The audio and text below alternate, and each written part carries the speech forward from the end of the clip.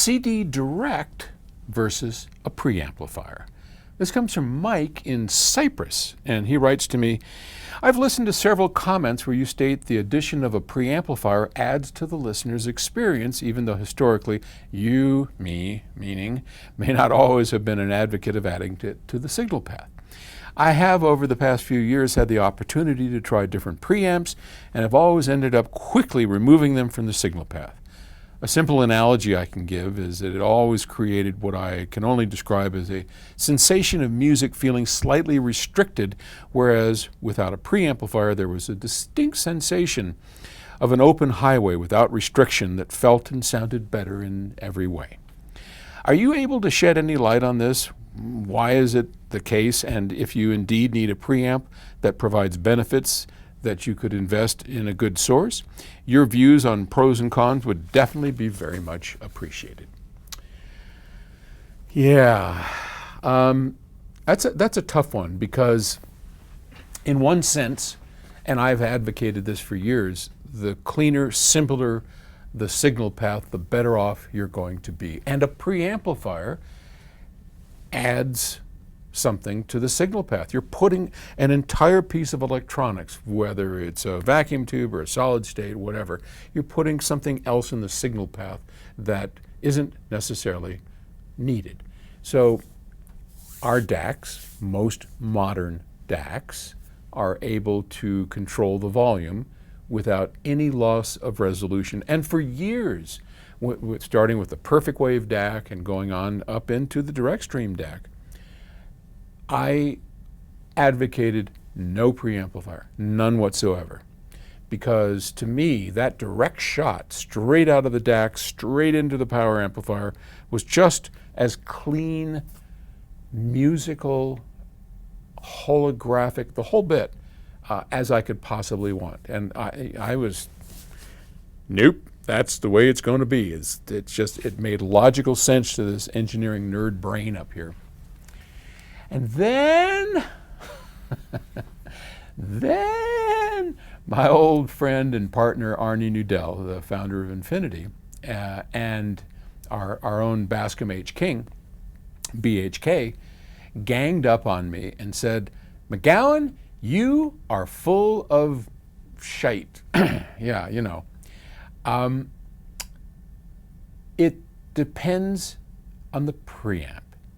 So with a little background, every preamp that we had ever designed, when I put it in series with those newer DACs, these were older preamps that we had designed, they had some things that were better, but overall I still preferred the DAC going straight into the power amp. So Arnie and Bascom got me into their listening room and just said, try it for yourself. And I just, oh God, I hate it, because you kind of see this coming. Arnie was one of the best listeners I've ever known, and Bascom's like number 2. So we're sitting down at Arnie's place, turn it on, and it didn't take but, I don't know, 15 minutes, 2 or 3 times back and forth. The preamp just opened everything up. And we were using Arnie already had, was it the perfect wave? I think maybe it was the direct stream. It was probably the it was the direct stream, Ted Smith's DAC. So, and Arnie had already found it to be the best DAC he'd ever heard. So with the preamp in or without the preamp, there was no question. With the preamp in, it sounded better. Why? Well, it was the preamp, the kind of preamp that he had. So at that time, it was a Calypso. It was a, oh gosh, I can't think of the name of the company right now, but you can look at it. It was called a Calypso. It was a vacuum tube preamplifier. Excellent, excellent, excellent. And I bought one. I called the manufacturer up and I said, this is amazing. And I bought one. And for a couple of years, I ran everything through that preamplifier because it always sounded better. There was an air, a space around every single instrument and player that wasn't there.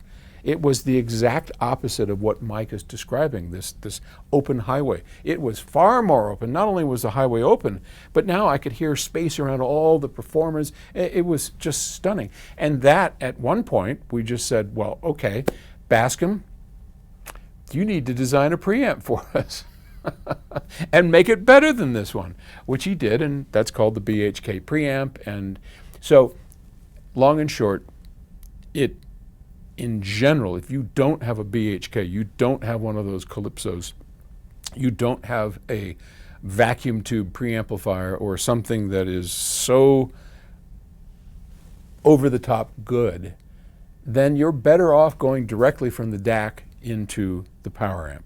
So it just depends on what you put between it, and that's the bottom line. Okay. Thanks for the question. I'll talk to you later.